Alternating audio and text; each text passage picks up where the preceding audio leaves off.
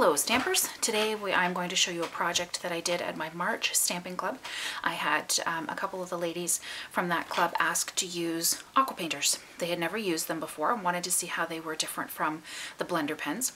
So we did a couple of techniques with the Aqua Painters, and my very first YouTube video that I put up was with the card that we did with the Aqua Painters, and it's the Scallop tag topper card, and you can see that video on my YouTube channel. So when we did the Aqua Painters, we did it just on the plain white cardstock, and what I wanted to show them was the watercolor paper as well, so they could see how each of them work and see which one they liked best. So that's the card we did. And the other project we did was a bookmark, and here's the bookmark here. And again, we used the Scallop tag topper punch for that. And on the watercolor paper, we were able to get a really good feel for how those Aqua Painters work. So this is what I'm going to show you in this video. Okay, so let's get started. Here is the watercolor paper. It comes in larger sheets. And what I did was I cut it down for the bookmark size. And I cut it down to 2 inches. You can see that on our lovely grid paper here. You can see the 2-inch mark, and the 2 inches is what fits perfectly into our Scallop tag top punch. Now in the other video for the card I show you how to do the full-size piece, but for this the 2-inch piece of paper is what's going to fit right in your little tab right here. So that was the first thing we did, was using the punch right side up this time. You can slide that 2-inch piece of paper right in, stamp the top, and away you go. Easy peasy. It's great. Love this punch. And then very similar to the card video, using the same stamp, what I did was I took my stamps before I put them on my clear block, placed them on my bookmark, and then put them on the acrylic block so that you know they're going to stay in the exact spot you need them to.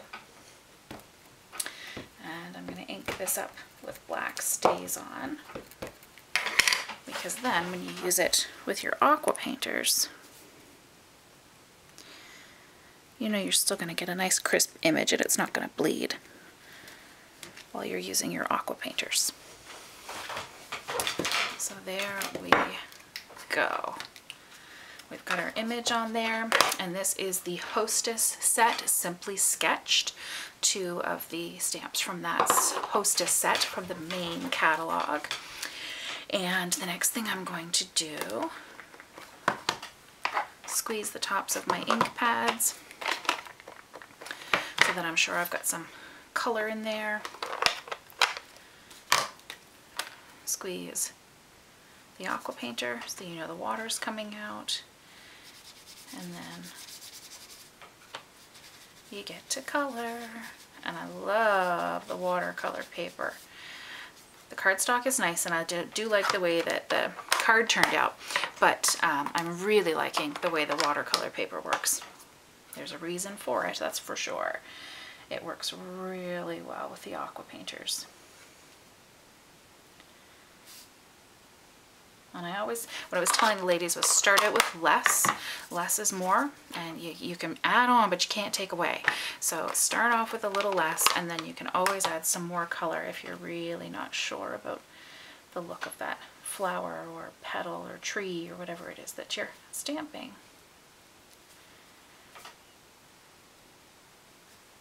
I'm going to make this main flower a little darker, I think, today. I'm putting all the item numbers in my videos too, so if you're ever wondering about something that I'm using in the video and where to find it or how to order it, then you'll have all of the numbers handy as well. It's not exact by any means. I like the non-exact look of the watercolor anyhow. And I'm just going to put some more water in that, and then I'm going to go over my background. And I love the way you can really pull with the Aqua Painters and put as much or as little as you want. I'm just doing a little bit of a background here.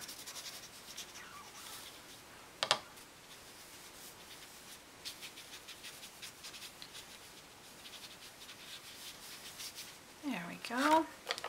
It's going to curl up a little bit, but I wouldn't worry about that. And then I believe I even took my baked brown sugar and inked up the edges with the sponge.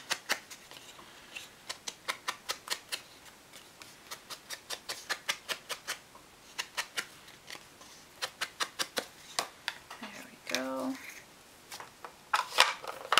There's all my coloring. There's the original there. This one's wet and that one's dry. You can take your heat gun and dry that up if you like. On the card I put a few little pearls in there. You could also do that. Two of the things that I haven't added on are the ribbon. And what I did was I folded my ribbon in half, my chevron ribbon.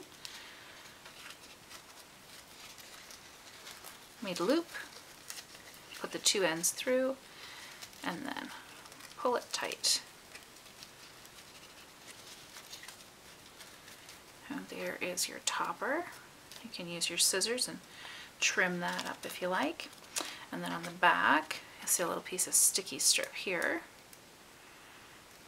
Peel that lovely staticky red piece off. We want a little bit of our elastic ruffled ribbon.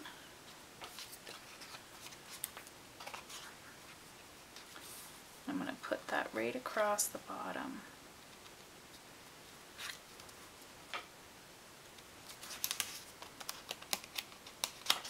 I'll grab my scissors here, which I did not get out earlier, and just snip those edges off. Give these some nicer cuts. And there you go. Voila, the two bookmarks. And this will flatten right out. Usually when you give a bookmark, you'd probably give it in a book anyway, so that will help to flatten that sucker out. There you are, all done. This is my second project for my stamp club. The first project was the card, the tag topper punch card, which I also have a video for. And that is what my stampers did at their monthly technique club. I hope you enjoyed the video, and come on back to see what the next one will be. Thanks, happy stamping!